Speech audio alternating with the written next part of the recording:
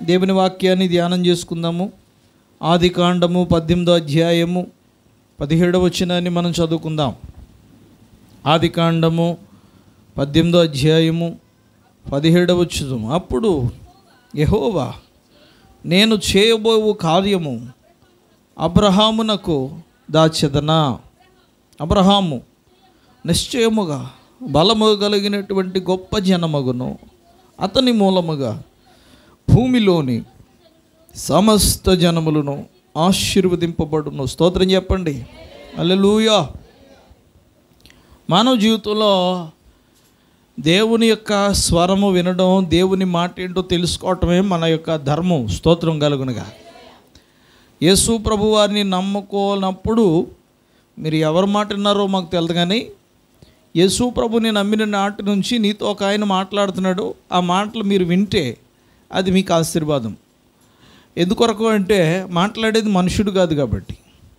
మనుషుని మాటలు మనం ఎన్నెన్నో మాటలు వింటాం, ఎంతోమంది మనల్ని ధైర్యపరుస్తారు, ఎంతోమంది మనకు ధైర్యం కలిగజేసే మాటలు, ఆదరణ కలుగజేసే మాటలు, ఏం పర్వాలేదని చెప్పేటువంటి మాటలు, ఎన్నెన్నో మాటలు మనకు చెప్తారు. కానీ వాటన్నింటికంటే దేవుడే ప్రత్యక్షంగా మాట్లాడటం అనేది చాలా గొప్ప సంగతి. ఎప్పుడు కూడా వాక్యం ద్వారా దేవుడు మనతో మాట్లాడతాడు అనే విషయాన్ని జ్ఞాపకం చేసుకోవాలి. వాక్యం ద్వారా దేవుడు మాట్లాడినప్పుడు మీరు గనక దేవుడే నాతో మాట్లాడుతున్నారని గనక మీరు నమ్మి విశ్వసించి ఆ మాటలు వింటే ఆ మాటలలో ఉన్నటువంటి అద్భుతము మీరు చూడగలరు. ఒకవేళ దేవుని మాటలను అశ్రద్ధ చేస్తే, పడచెవుని పెడితే, పట్టించుకోకపోతే అది మన జీవితంలో నిష్ప్రయోజనంగా పోతుంది. చూడండి, నిష్ప్రయోజనంగా పోవటానికి దేవుడు ఎప్పుడు ఇష్టపడ్డాడు. వాక్యం వస్తే ఆ వాక్యం మన జీవితంలో తప్పకుండా నెరవేర్చబడాలి. మనం ప్రతి శుక్రవారం, ఆదివారం దేవుని సంఘముగా కూడుకుని దేవుని నామమును మహిమపరచడం దేని కొరకంటే ఆయన మాట నేను వినాలి, ఆ మాట నా జీవితంలో నెరవేరాలి, ఆ మాట ద్వారా నేను ప్రతిఫలం పొందాలి, ఆ మాట ద్వారా నా జీవితంలో కార్యాలు జరగాలి. దేవుని మాట బలమైన మాట, శ్రేష్టమైనటువంటి మాట. ఆ మాట బట్టి నేను నా జీవితాన్ని నడిపించుకోవాలనేటువంటి ఉద్దేశంతోనే మనం ఇక్కడికి వచ్చాం. దేవుని మాట ఎప్పుడు కూడా నిష్ప్రయోజనం కాదు. నిష్ప్రయోజనకరంగా మనం ఎప్పుడు కూడా దేవుని మాటను మనం చేసుకోకూడదు. దేవ గ్రంథముల నుండి యెషయా గ్రంథములో 55వ అధ్యాయం 10వ వచనం చదువుదాం.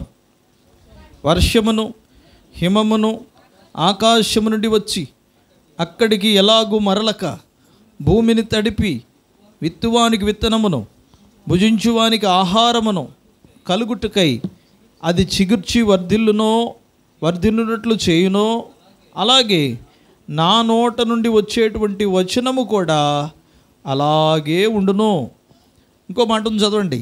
నిష్ఫలముగా నా యొద్దకు మరలక అది నాకు అనుకూలమైన దాన్ని నెరవేర్చును, నేను పంపిన కార్యమును సఫలపరచును. స్తోత్రం చెప్పండి.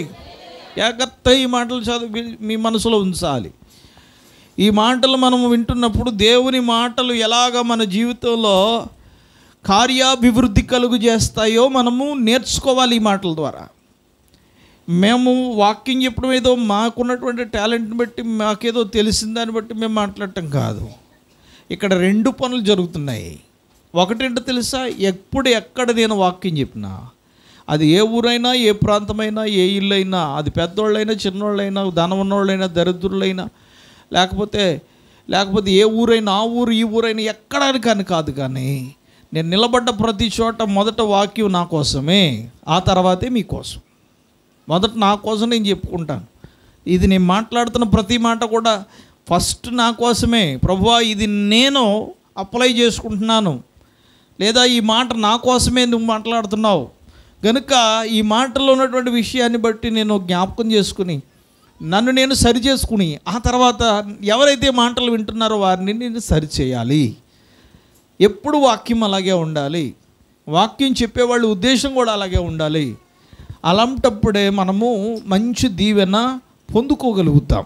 దైవ గ్రంథంలో రాయబడినటువంటి మాట ఏంటంటే, వర్షమును హిమమును ఆకాశము నుండి వచ్చి అక్కడికి ఎలా మరలక భూమిని తడిపి విత్తువానికి విత్తనమును, భుజించువానికి ఆహారము కలుగుటకే అది చిగిర్చి వర్ధిల్లునట్లు చేయునో. స్తోత్రం కలుగునుగాక. ఆకాశం నుండి పడేటువంటి వర్షము, ఆకాశం నుండి పడేటువంటి హిమము పైనుంచి క్రిందకి పడి మరలా వెనక్కి వెళ్ళిపోవటానికి ఇష్టపడతలేదు. వచ్చినటువంటి వర్షము కానీ హిమము కానీ భూమిని తడిపి భూమికి కావలసినటువంటి మానవులందరికీ కావలసిన ఆహారమును, కావలసినటువంటి వనరులను సిద్ధపరుస్తుంది. హల్లెలూయా. ఆ సిద్ధపరిచినటువంటి ఆ యొక్క వర్షము నీటిని బట్టి భూమి మీద అద్భుతమైన పంటలు పండుతున్నాయి. అది మరలా వెనక్కి వెళ్ళిపోతం లేదు. అలాగే నా నోట నుంచి వచ్చేటువంటి మాట కూడా వెనకకు వెళ్ళదు. అది మీ జీవితాల్లో నెరవేరుతుంది. స్తోత్రం. ఎప్పుడైనా సరే దేవుడు నాతో మాట్లాడుతున్నారు, నేను ఆయన మాటలు వింటున్నాను, తప్పకుండా దేవుని మాటలు నాలో ఫలించాలి, అభివృద్ధి పొందాలి అని మనము ఆశతో ఎదురు చూడాలి. స్తోత్రం కలుగునుగాక. ఇంకొక మాట రాయబడ్డది అక్కడ, నిష్ఫలముగా నా యుద్ధకు మరలక నాకు అనుకూలమైన దారిని నెరవేర్చును, నేను పంపిన కార్యమును సఫలపరుచును. స్తోత్రం కలుగునుగాక. నిష్ఫలముగా నా యుద్ధకు రాదు నా మాట అంటున్నాడు దేవుడు. నా మాట మరలా తిరిగి నా యుద్ధకు రాదు. నేను ఏదైనా మాట సంఘ అభివృద్ధి కోసం, సంఘ దీవెన కొరకు చెప్పబడినప్పుడు ఆ మాట అనుకూలమైన దానిని నెరవేర్చి, ఇంకో మాట ఉంది, పంపిన కార్యమును సఫలపరచును. స్తోత్రం. దేవుడు నీ ఎడల చేయాలనుకున్నటువంటి కార్యములు, దేవుడు నీ ఎడల జరిగించాలనేటువంటి అద్భుతములు, లేదా మీ జీవితంలో మీరు అడుగుతున్నటువంటి ప్రార్థనలు, ప్రార్థన ఫలితములు, వీటన్నింటి విషయంలో కూడా దేవుడు మీకు న్యాయము చేయడానికి తన వాక్కును పంపిస్తున్నారు. స్తోత్రం కలుగునుగాక. హల్లెలూయా. దేవుని మాటలు నిష్ఫలం చేసుకోకుండా, మనము ఆ విషయాలను మనము పోగొట్టుకోకుండా దేవుని మాటల మీద మనం ఆనుకొని దేవుని మాటల ద్వారా మనము దీవించబడాలి. ఏదైనా సరే దేవుడు నీతో మాట్లాడినప్పుడు అది నీ ఆత్మీయ అభివృద్ధికి ఎంతో ఉపయోగపడుతుంది. స్తోత్రం కలుగునుగా.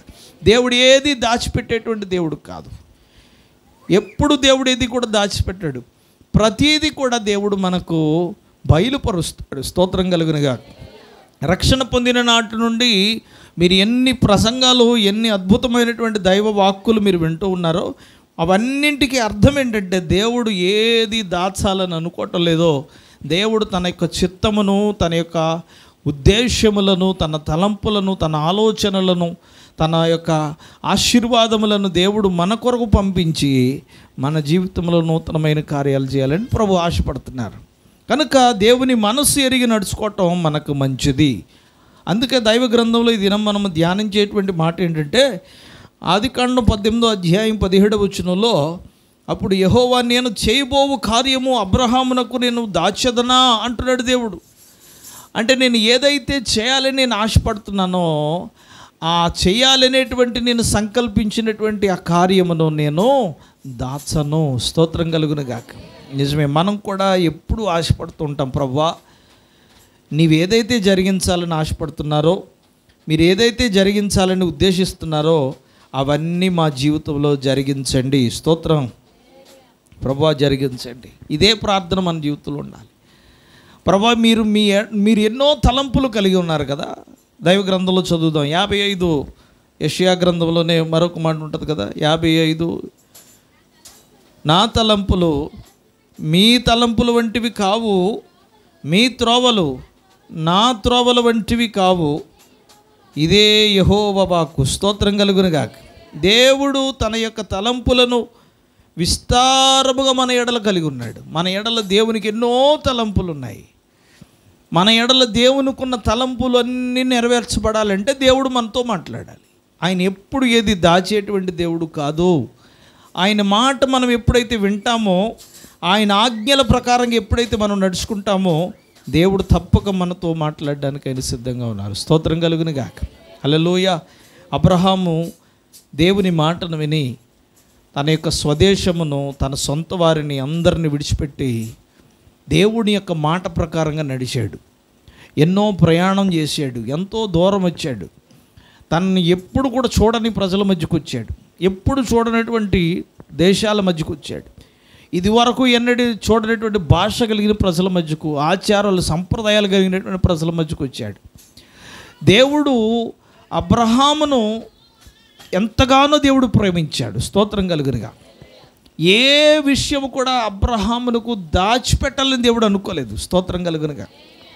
నిజంగా దాచిపెట్టడానికి దేవుడు ఇష్టపడతలేదంటే అబ్రహామునకు దేవునికి ఉన్నటువంటి సంబంధం ఎలాంటిదో మనం గ్రహించాలి. అందరూ నా వైపే చూడాలి, నా వైపు చూడండి. దేవారం వాళ్ళకు ఉన్నటువంటి పద్ధతి ఏంటంటే ఏ పిల్లలు వాళ్ళ కాళ్ళు ఆడుకుంటుంటారో వాళ్ళందరూ నా వైపే చూస్తారు. మీరు వాళ్ళ వైపు చూడటం కాదు, మీరు నా వైపు చూడండి. వాళ్ళ కాళ్ళు ఆడుకుంటుంటారు, నాకున్నదే 10 నిమిషాల సమయం. ఆదివారం ఎలాగ మా సమయం తినేస్తారు, కనీసం శుక్రవారమైనా ఒక అరగంట మాట్లాడుకుందామంటే అది కూడా లేదు. స్తోత్రం కలుగును కాక.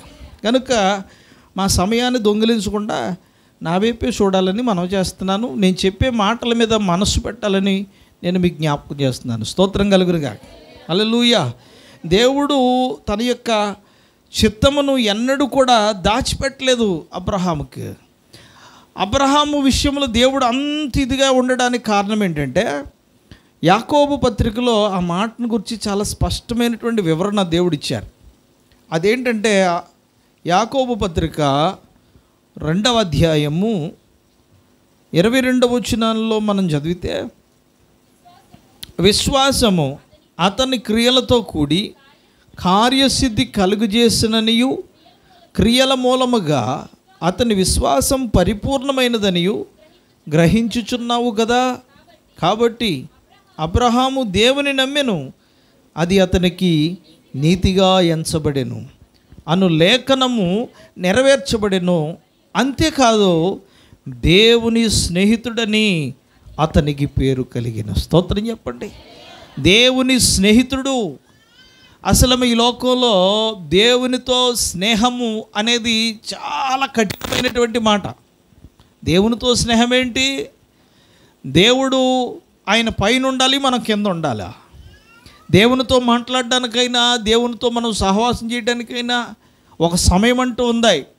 ఆ సమయంలోనే దేవునిని దర్శించాలి. ప్రతి ఒక్కరు కూడా ఆ కాన్సెప్ట్ తోటే ఈ లోకంలో బ్రతుకుతున్నారు. ఏ మతం వాళ్ళైనా ప్రతి వారికి కూడా దేవునితో వారికి ఉన్నటువంటి అనుబంధం ఏంటంటే, దేవుడు ఒక మహోన్నతమైనటువంటి వ్యక్తి, ఆయన ఉన్నతమైన వాడు, మేము అల్పులము. ఆయనను ఎప్పుడు పడితే అప్పుడు మనం పలకరించడానికి లేదు, ఎప్పుడు పడితే అప్పుడు ఆయన దర్శించడానికి లేదు. ఆయన దర్శించాలంటే ఒక సమయం ఉంది. ఆ సమయంలోనే దేవునితో మనం మాట్లాడాలా. చూడండి, ముస్లిమ్స్ సహోదరులు ఉన్నారు, దినమునకు 5 సార్లు వారు నమాజ్ చేస్తారు. అంటే 5 సార్లు వారు దేవునితో మాట్లాడుతారు.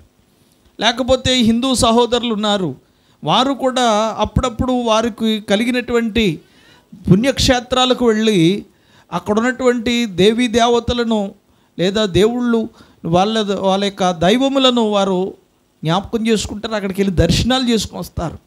వారికి అక్కడికి వెళ్ళినప్పుడు లేదా ఎక్కడికైనా వెళ్ళినప్పుడు వాళ్ళు పలకరించాలన్నా లేదా దేవునితో మాట్లాడాలన్నా, దర్శనం చేసుకోవాలన్నా ఒక సమయం అంటూ కేటాయించబడతా ఉంది. కానీ ఎక్కడైనప్పటికీ కూడా దేవునితో స్నేహం అనేటువంటి మాట ఎక్కడ వినపడదు. చాలా వరకు దేవునితో స్నేహం చేయటువంటి ఏంటి? ఆకాశమును చేసిన వాడితో స్నేహం చేయగలమా? భూమిని తయారు చేసినటువంటి దేవునితో మనం స్నేహం చేయగలమా?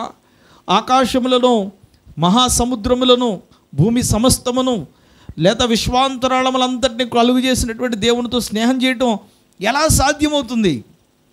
అయితే అది సాధ్యమైంది. స్తోత్రం కలుగునుగాక. హల్లెలూయా. మనం దేవుడు అని అనుకున్నప్పుడు ఆయన చాలా దూరంగా ఉంటాడు మనకి. అయితే దేవుడు మనకు స్నేహితుడు అనుకున్నప్పుడు ఆయన మనకు చాలా దగ్గరగా ఉంటాడు. స్తోత్రం కలుగునుగాక.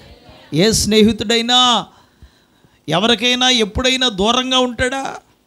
స్నేహితులతో మాట్లాడాలనుకున్నప్పుడు, స్నేహితుతో లేదా సహవాసం చేయాలనుకున్నప్పుడు స్నేహితులు ఎప్పుడు కూడా కలిసి ఒకరి చేయి ఒకరు పట్టుకుని, ఒకరి భుజాల మీద ఒకరు చేయిలు వేసుకుని సంతోషంగా మాట్లాడుకుంటూ వెళ్తారు సహోదరులు లేదా స్నేహితులు అనబడినటువంటి వాళ్ళు. అయితే స్నేహమును గురించినటువంటి విషయాలు జ్ఞాపకం చేసుకుంటే, శారీరకంగా మనుషుల మధ్య ఉన్నటువంటి స్నేహము కంటే దేవునితో స్నేహం కలిగి ఉండడం చాలా గొప్పది. స్తోత్రం కలుగునుగా. హల్లెలూయా. సామెతల గ్రంథం 17వ అధ్యాయం 17వ వచనం. సామెతల గ్రంథము 17వ అధ్యాయము 17వ వచనం. నిజమైన స్నేహితుడు విడువక ప్రేమించును. స్తోత్రం చెప్పండి. హల్లెలూయా. దేవుడు తనిచ్చే వాగ్దానం ఏంటి? దేవుని వాగ్దానం ఏంటి? యెహోషువ గ్రంథం 1వ అధ్యాయము 6వ వచనం, నేను నిన్ను విడువను. స్తోత్రం చెప్పాలా? దేవుడు ఏమంటున్నాడండి? నేను నిన్ను విడువను, నిన్ను ఎడబాయను. నిజమైన స్నేహితుడు విడువక ప్రేమించును. ఆయన మనకు స్నేహితుడైనప్పుడు, ఆయనతో మనం స్నేహం చేసినప్పుడు ఆయన మనల్ని ఎన్నడూ విడిచిపెట్టువాడు కాదైనా. ఎప్పుడైనా ఈ మాట మనం జ్ఞాపకం చేసుకున్నప్పుడు చాలా సంతోషించాలి. ఏంటంటే ఆయన మన స్నేహితుడు. స్తోత్రం కలుగును గాక. స్నేహితుడితో నువ్వు ఎప్పుడైనా మాట్లాడుకోవచ్చు. ఇంకొక మాట ఉంది, సామెతల గ్రంథం 17:17లో 2వ మాట మనం చదువుదాం చూడండి. నీ నిజమైన స్నేహితుడు విడువక ప్రేమించును, దుర్దశలో అట్టివాడు సహోదరుడిగా ఉంటాడు. స్తోత్రం కలుగును గాక. స్నేహితుడు అనబడినటువంటి వాడు నీకు కష్టం కలిగినప్పుడు, నీకు బాధ కలిగినప్పుడు, నీకు ఇబ్బంది కలిగినప్పుడు, నీ పరిస్థితి బాగోలేనప్పుడు ఆ స్నేహితుడే నీకు సహోదరుడిగా ఉంటాడు. నిజమే, దేవుణ్ణి మనం స్నేహితుడిగా కలిగి ఉండడం ఎంత గొప్ప విషయం. బైబిల్ గ్రంథంలో దేవుని స్నేహితుడని పేరు కలిగింది ఎవరికి? అబ్రహాముకి. అబ్బా, దేవునికి స్నేహితుడని పేరంట ఆయనకి. అంటే దేవునితో అతనికి ఉన్నటువంటి అనుబంధము ఎంత గొప్పది, దేవునితో ఉన్నటువంటి సంబంధం ఎంత అద్భుతమైనది. ఈరోజు మనకు ఎలాంటి సంబంధాలు ఉన్నాయి? దేవునితో మనకున్నటువంటి అనుబంధం ఎలాంటిది? మనం దేవునితో స్నేహం చేస్తున్నామా? దేవునితో మనము స్నేహం చేసేటువంటి అనుభవాలు మన జీవితాల్లో ఉన్నాయా? దేవునితో స్నేహం చేయాలంటే ఏం చేయాలి అంటే, మనకున్న కష్టములో, కన్నీళ్లలో, బాధలలో, ఇబ్బందులలో మన స్నేహితునితో మనం ఎలా మాట్లాడుకుంటామో అలాగే దేవునితో మనం మాట్లాడుకోవాలి. స్తోత్రం కలుగునుగా. మన కష్టం ఏదైనా ఉంటే మన స్నేహితుతో మాట్లాడుకుంటాం, మన ఇబ్బంది ఏదైనా ఉంటే మన స్నేహితుతో మాట్లాడుకుంటాం. ఈ లోకంలో దేవుడు మనకు స్నేహాన్ని, బంధుత్వాలను, అనుబంధాలను, ఆత్మీయతలను, ఈ దేవుడు ఇవన్నీ ఎందుకు పెట్టాడంటే మన కష్టములను ఇతరులతో పంచుకోవటానికి. నిజమే, మన జీవితంలో స్నేహితుడు అనబడిన శరీరమై సంబంధమైన ఒక వ్యక్తికి మన కష్టాన్ని, మన కన్నీళ్లను, మన బాధల గురించి చెప్పుకుని ఓదార్పు పొందుతాం. కానీ అంతకంటే గొప్పవాడైనటువంటి దేవునిని మనము స్నేహితుని కలిగి ఉన్నట్లయితే, సూర్య చంద్ర నక్షత్రములను, ఆకాశమును, భూమిని, సమస్తమును చేసినటువంటి దేవునితోనే మనం స్నేహం చేయగలిగినట్లయితే అది ఎంత గొప్ప ధన్యత. నిజమే, మన కష్టమును, మన కన్నీళ్లను, మన బాధలను, మన ఇబ్బందులను దేవునితో చెప్పుకోవటం అది ఎంతో మంచి పని. స్తోత్రం కలుగును గాక. ఈరోజు మనం కూడా దేవునితో మనం స్నేహం చేసేటువంటి అనుభవాలు మనం కలిగి ఉండాలి. పరిశుద్ధ గ్రంథంలో యేసు ప్రభువారు భూలోకములు ఉన్నప్పుడు ఆయన పలికినటువంటి మరొక మాట 15వ అధ్యాయం యోహాను సువార్త 13వ వచనాన్ని 12, 13, 14 వచనాలు మనం చదువుకుందాం. నేను మిమ్మును ప్రేమించిన ప్రకారము మీరు ఒకరినొకడు ప్రేమింపవలెననియే నాజ్ఞ. తన స్నేహితుల కొరకు తన ప్రాణము పెట్టువాని కంటే ఎక్కువైన ప్రేమ గలవాడెవడు లేడు. నేను మీకు ఆజ్ఞాపించు వాటిని మీరు చేసిన ఎడల మీరు నా స్నేహితులై ఉందురు. స్తోత్రం చెప్పండి. హల్లెలూయా. యేసు ప్రభువారు స్వయంగా పలికిన మాట. పాత నిబంధన గ్రంథంలో దేవుని స్నేహితుడిగా ఉండడానికి అబ్రహాముకు ఒక్కడికే అవకాశం వచ్చింది. అవునా కదా? స్తోత్రం చెప్పండి. అబ్రహాముకు ఒక్కడికే ఈ పేరు ఉంది. ఏంటా పేరు? దేవుని స్నేహితుడు. హల్లెలూయా. జాగ్రత్తగా వింటున్నారా? దేవుని స్నేహితుడు అని పేరు పెట్టబడినటువంటి ఒకే ఒక వ్యక్తి పాత నిబంధన గ్రంథంలో అబ్రహాం ఒక్కడే ఉన్నాడు. కానీ యేసు ప్రభువారు ఆయన పలికిన మాట ఏంటంటే, నేను మీకు ఆజ్ఞాపించు వాటన్నింటినీ మీరు చేసిన ఎడల మీరు నాకు స్నేహితులై ఉంటారు. స్తోత్రం చెప్పండి. పాత నిబంధన గ్రంథంలో కేవలం అబ్రహాముకు మాత్రమే పరిమితమైనటువంటి స్నేహబంధము ఈనాడు మనకందరికీ విస్తరించబడ్డది. హల్లెలూయా. మనము దూరస్థులము కాదు, దేవునికి సమీపస్థులం. దేవునితో ఎప్పుడైనా ఎక్కడైనా మనం మాట్లాడుకోవచ్చు. నీ కష్టమును, నీ కన్నీళ్లను, నీ బాధలను, ఇబ్బందులను, నీకు ఎదురవుతున్న శోధనలను, నీ అనారోగ్యములను, నీ అవమానములను, నీ ప్రతి పరిస్థితిని మాట్లాడుకోవటానికి అద్భుతమైన అవకాశం ఉంది. స్తోత్రం కలుగునుగాక. ఆ అద్భుతమైన అవకాశం ఏంటంటే స్నేహబంధము. దేవునితో ఎప్పుడైనా నీవు మాట్లాడుకోవచ్చు. మనం మాట్లాడడం అంతే. మనం చేయాల్సిన పని ఏంటంటే, మనం ఎప్పుడు మాట్లాడతామంటే ఏదైనా కష్టం కలిగినప్పుడు మాట్లాడతాము, ఏదైనా ఇబ్బంది కలిగినప్పుడు మాట్లాడతాము, ఏదైనా సమస్య వచ్చినప్పుడు మాట్లాడతాము. కానీ ఎప్పుడు పడితే అప్పుడు మాట్లాడటానికి మనం ఇష్టపడం. ఆరాధనలో మాట్లాడతాము.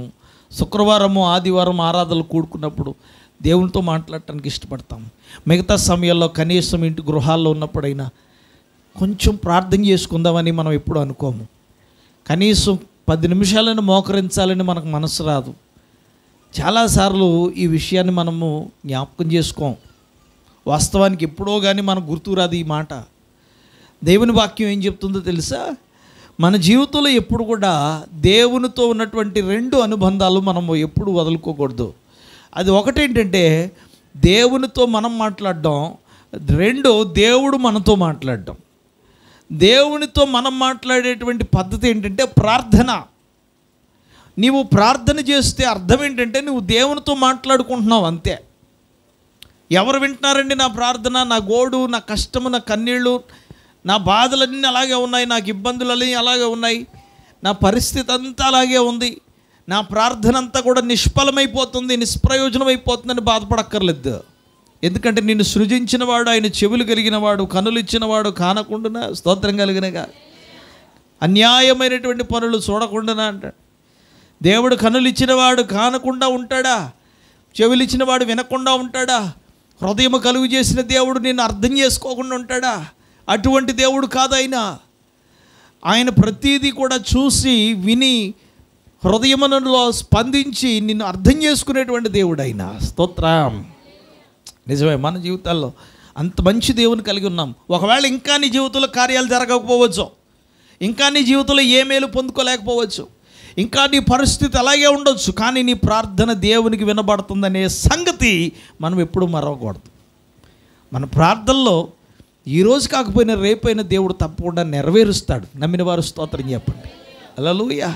మనకు అటువంటి నిరీక్షణ ఉండాలి, అటువంటి విశ్వాసం ఉండాలి, అటువంటి బలముగా దేవునిలో నిలబడాలి. మనం దేవునితో మనం మాట్లాడుకునేటువంటి ప్రార్థన అనేటువంటి పద్ధతిని మనం ఎప్పుడూ మర్చిపోకూడదు.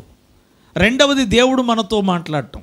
ఇదిగో దేవుడు తన యొక్క దాసులు నిలబెట్టుకుని వారి ద్వారా ప్రతి వారము కూడా మీకు, మీ ఆత్మీయ జీవితాలకు, మీ కుటుంబాల కోసం, మీ ఆత్మీయ ఎదుగుదల కోసం, మీ శారీరక అభివృద్ధి కోసం, మీ ఆరోగ్యం కోసం, మీ సంతోషం సమాధానం కోసం దేవుడు తన మాటలను పంపిస్తున్నాడు. ఆ మాటలు వినటానికి కూడా మీరు జాగ్రత్తగా ఎదురు చూడాలి. దేవునితో మనం మాట్లాడుకోవాలి, దేవుడు మనతో మాట్లాడాలి. ఈ 2 కలిగిన వారే దేవుని స్నేహితులు. స్తోత్రం కలుగునుగా. హల్లెలూయా. ఈ 2 మనం కలిగి ఉన్నామా? మన జీవితంలో దేవునితో మాట్లాడుకోవటం, దేవుని మాటలు మనం వినటం, ఈ 2 మనం కలిగినప్పుడు అది మన జీవితాలకు బహు ఆశీర్వాదకరం. యేసు ప్రభువు చెప్పినటువంటి ఒక అద్భుతమైన మాట మత్తయి సువార్త 6వ అధ్యాయము 6వ వచనం. మత్తయి సువార్త 6వ అధ్యాయము 6వ వచనం. నీవు ప్రార్థన చేయనప్పుడు నీ గదిలోనికి వెళ్ళి తలుపు వేసి రహస్యమందున్న నీ తండ్రికి ప్రార్థన చేయుము. అప్పుడు రహస్యమందు చూసు నీ తండ్రి నీకు ప్రతిఫలము ఇచ్చును. స్తోత్రం. ఎప్పుడైనా ఈ పద్ధతి మనం ఎప్పుడైనా చేస్తామా? నీవు ప్రార్థన చేయనప్పుడు అని యేసు ప్రభు చెప్పారు. యేసు ప్రభు చెప్పినటువంటి అద్భుతమైన మాట ఏంటంటే, నువ్వు ప్రార్థన చేయాలి. అది కొన్నిసార్లు నేను ఒక అద్భుతమైనటువంటి సంగతులు చెప్పాను. ప్రార్థనా పద్ధతులు కొన్ని చాలా డిఫరెంట్గా ఉంటాయి పరిశుద్ధ గ్రంథంలో. చూడండి, ఒక్కసారి ప్రార్థనా స్థలాల గురించి నేను చెప్పినటువంటి విషయాలు మీకు ఇది వరకు నేను కొన్ని విషయాలు చెప్పాను. ఆ మాటలు జ్ఞాపకం చేసుకుందాం ఒకసారి. 24వ అధ్యాయం ఆదికాండము 63వ వచనాన్ని మనం చదువుదాం. 24:63. సాయంకాలమున ఇస్సాకు పొలములో ధ్యానింప వెళ్ళి, స్తోత్రం కలుగునుగా. ప్రార్థన చేసేటువంటి స్థలాల్లో ఇస్సాకు ఎంచుకున్నటువంటి స్థలం ఏది? పొలం. ఇప్పుడు మనం పొలంలో దేనికి వెళ్తాం? పని చేయటానికి, మన కష్టం కోసం, మన కన్నీళ్ళ కోసం, మన బాధల కోసం, మన ఆర్థికపరమైన ఇబ్బందుల కోసం పొలములలోనికి వెళ్ళి మనం పని చేసుకునేటువంటి పద్ధతి ఉంటుంది. ఈ సంవత్సరం ప్రభువు కృపణిస్తే, పుష్కలమైనటువంటి వర్షాన్ని ఇస్తే, మరలా వ్యవసాయాలు ప్రారంభించబడితే ప్రతి అడుగు కూడా ఎక్కడ ఉంటుందో తెలుసా? పొలాల్లోనే ఉంటుంది. అలా ఉండాలని మనం కూడా కోరుకుందాము, ప్రార్థన చేద్దాము. మన గ్రామంలో ఉన్నటువంటి వారు అనేక మంది వ్యవసాయం మీద ఆధారపడేటువంటి వారు, వ్యవసాయం మీద ఆధారపడి బ్రతికేటువంటి వారు చాలామంది ఉన్నారు. అన్యులైనటువంటి వారు, వారందరూ దేవుని ఎరగనప్పటికీ కూడా మనము వారి కొరకు ప్రార్థించి, ప్రభు ఆకాశం నుండి వర్షమును పుష్కలముగా పంపించి ఈ సంవత్సరము శ్రేష్టమైనటువంటి ప్రభు ఆశీర్వాదము మేము చూడడానికి సహాయం చేయండి అని అడగడం చాలా ధన్యకరం. స్తోత్రం కలుగునుగా. నిజమే. ధ్యానించడానికి వెళ్ళాడు పొలంలోనికి. పొలములో ధ్యానించేటువంటి అనుభవాలు చాలా మంచివి. పొలములో ఏకాంతమైనటువంటి ప్రదేశం, ఏకాంతమైన స్థలములో ప్రార్థించుట అద్భుతమైనటువంటి విషయం. అది పొలములో ధ్యానించడానికి ప్రతి సాయంత్రం, బహుశా అక్కడ 1 టైం రాయబడినప్పటికీ కూడా ఇస్సాకు అద్భుతమైన ప్రార్థనా పరుడు. స్తోత్రం, హల్లెలూయా. ఇస్సాకు యొక్క ఆత్మీయ జీవితం అద్భుతమైనది, శారీరక జీవితం కూడా అద్భుతమైనది. అబ్రహాము గారు 3 స్త్రీలను పెళ్లి చేసుకుంటే ఇస్సాకు మాత్రం ఒక్క ఆమెనే చేసుకున్నాడు. అతని కుమారుడైనటువంటి యాకోబు అయితే 4 వివాహం చేసుకున్నాడు. కానీ ఇస్సాకు తన ఆత్మీయ జీవితంలో, ఆత్మీయ స్థితిలో ఎన్నడూ పడిపోలేదు. శారీరక విషయంలో కూడా దేవుని కొరకు ప్రత్యేకంగా పరిశుద్ధంగా నిలవబడ్డాడు. స్తోత్రం చెప్పాలి అందరూ కూడా. హల్లెలూయా. నిజమే, దేవుని కొరకు జీవించాలి, ఆత్మీయ స్థితిలో బ్రతకాలి, ఆత్మీయముగా దేవుల్లో జీవించాలి అనేటువంటి పట్టుదల కలిగిన వాడు, దేవునిలో జీవించాలనేటువంటి, దేవుల్లో తన యొక్క విశ్వాసమును, తన పవిత్రతను, తన పరిశుద్ధతను కాపాడుకోవాలనేటువంటి మనసు కలిగిన వాడు ఇస్సాకు. స్తోత్రం కలుగునుగా. అలాగని అబ్రహాం గారిని తక్కువ చేద్దామా? నో, అబ్రహాం గారిని తక్కువ చేయడానికి లేదు, అలాగని యాకోబును తక్కువ చేయడానికి లేదు. కానీ వారిద్దరికంటే ప్రత్యేకమైన ప్రార్థన జీవితం, పరిశుద్ధ జీవితం చేసిన వారిలో ఇస్సాకు ఒక్కడు. స్తోత్రం కలుగునుగా. ఇస్సాకు యొక్క ప్రార్థన అనుభవాలు ఎక్కడి నుంచి ప్రారంభించబడ్డాయంటే పొలములో నుండి ప్రారంభించబడ్డాయి. బహుశా తన కుటుంబంలో అనేకమైనటువంటి స్థలాలు ఉండొచ్చు. ఒకవేళ తన గదుల్లో ప్రార్థన చేసుకోవచ్చు, లేదా తన యొక్క బయట గుడారాల బయట ప్రార్థన చేసుకోవచ్చు. కానీ వాటన్నింటికంటే దూరముగా వెళ్ళి పొలములో అతడు ప్రార్థన చేస్తున్నాడు. స్తోత్రం. ఎప్పుడు కూడా ఏకాంత ప్రార్థనలో మన ఆత్మీయ జీవితాలని బలపరుస్తాయి. ఏకాంత ప్రార్థనలో మనం ఉండటం చాలా మంచిది. ఎప్పుడైనా సరే ఈ ఏకాంత ప్రార్థనలలో మనము గనక గడపగలిగితే దేవుడు తన యొక్క ప్రత్యక్షతను లేదా తన యొక్క ఉద్దేశములను దేవుడు మనకు బయలుపరుస్తాడు. స్తోత్రం. ఆయన ఎప్పుడు ఎక్కడ ఏది దాచేవాడు కాదు. ఆయన ప్రతిదీ కూడా ఆయన రివీల్ చేస్తాడు. ఆయన బయలు చేస్తాడు. నీ పక్షంగా దేవుడు చేయాలనుకున్న ప్రతి కార్యమును కూడా దేవుడు నీకు తెలియపరుస్తాడు. స్తోత్రం. ఇది ఇస్సాకు యొక్క అనుభవం. ఇస్సాకు యొక్క అనుభవంలో జరిగినటువంటి ఒక సంభవం మనకు తెలుసు కదా. ఇస్సాకు ప్రార్థన చేయగా ఇస్సాకు భార్య యొక్క గర్భం ఏం చేయబడ్డది? తెరువబడ్డది. ఆదికాండం 25వ అధ్యాయము 21వ వచనాన్ని మనం చదివినట్టయితే, ఇస్సాకు భార్య గొడ్రాలు గనుక అతడు ఆమె విషయమై యెహోవాను వేడుకొనగా యెహోవా అతని ప్రార్థన వినెను గనుక అతని భార్య అయినటువంటి రెబెకా గర్భవతి ఆయను. స్తోత్రం. ఇంట్లోనే తనకు ఒక సమస్య ఉంది, ఇంట్లోనే తనకు ఒక ఇబ్బంది ఉంది, ఇంట్లోనే తనకు ఒక కొదువ లోటు కనపడతా ఉంది. అయితే ఆ విషయంలో ఇస్సాకు బలహీనపడలేదు. పొలంలో ధ్యానించేటువంటి అనుభవాలు కలిగిన వాడు కాబట్టి, పొలంలో ప్రార్థించే అనుభవాలు కలిగిన వాడు కాబట్టి ధైర్యంగా దేవుని కొరకు నిలవబడ్డాడు. స్తోత్రం కలుగును గాక. మన కుటుంబంలో కూడా ఎన్నెన్నో శ్రమలు, పరిస్థితులు లేదా మనకున్నటువంటి ఇబ్బందులు ఏవైనా మన జీవితంలో ఎదురవ్వచ్చు. వాటి విషయంలో మనం డీలా పడిపోకూడదు. ధైర్యంగా నిలబడాలి, ధైర్యంగా ప్రార్థించాలి, ధైర్యంగా మనము దేవుని సన్నిధిలో అడగాలి. దేవుడు మన ప్రతి ప్రార్థనను కూడా ఆలకించడానికి ఆయన సమర్థుడు, శక్తిమంతుడు. స్తోత్రం కలిగినగా. నిజమే, అతడి ప్రార్థన చేయగా దేవుడు అతని భార్య యొక్క గర్భమును తెరిచెను అని రాయబడ్డది. ఇది పొలములో ప్రార్థన. రెండవది మందిరములో ప్రార్థన. సమూయేలు మొదటి గ్రంథములో హన్నా ప్రార్థించినటువంటి సంగతి మనకు తెలుసు. మొదటి అధ్యాయము 24వ వచనం. పాలు మాన్పించిన తర్వాత అతడు ఇంకా చిన్నవాడై ఉండగా ఆమె ఆ బాలుడు ఎత్తుకొని 3 కోడెలను, తూమిడి పిండిని, ద్రాక్షరసపు తిత్తిని తీసుకొని షిలోహులోని దేవుని మందిరమునకు వచ్చెను. వారు ఒక కోడెను వధించి పిల్లవారిని ఏలి యొద్దకు తీసుకొని వచ్చినప్పుడు ఆమె అతడితో ఇట్లనెను, నా ఏలినవాడా, నా ఏలినవాని ప్రాణముతోడు నీ వద్ద నిలిచి యెహోవాను ప్రార్థించిన స్త్రీని నేనే.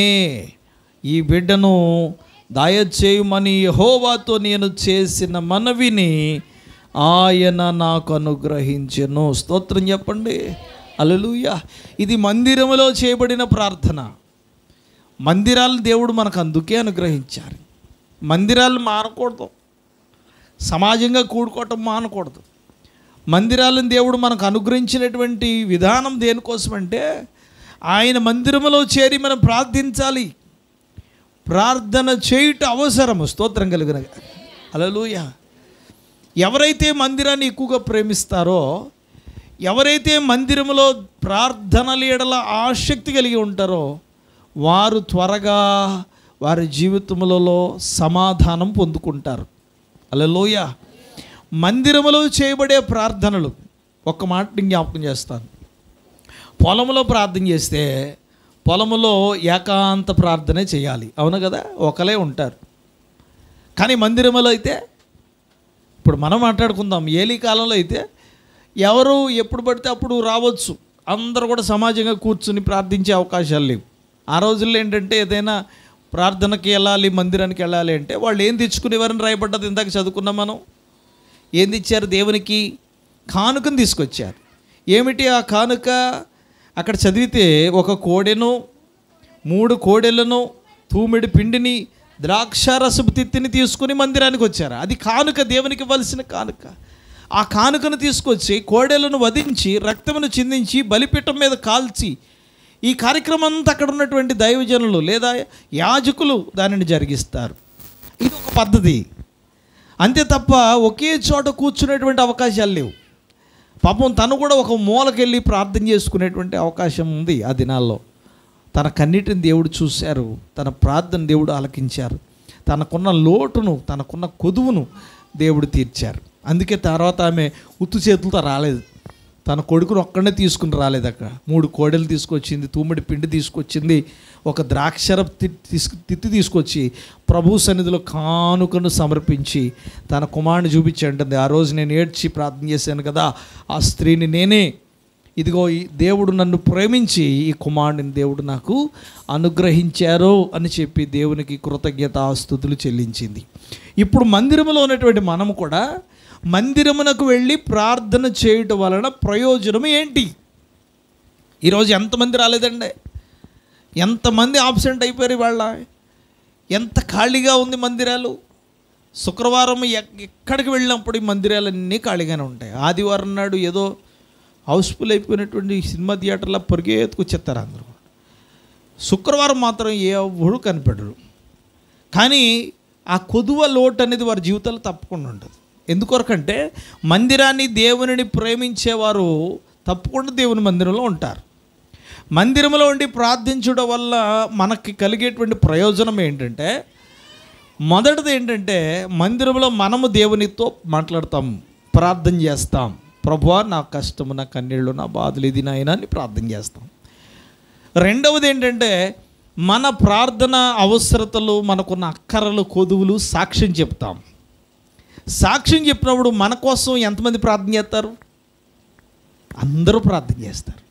అంటే మనం చేసుకున్న ప్రార్థన ఒక బలం అయితే, మన కోసం అందరూ చేసే ప్రార్థన మరింత బలము. స్తోత్రం కలుగును. అందుకే మందిరానికి వెళ్ళాలి.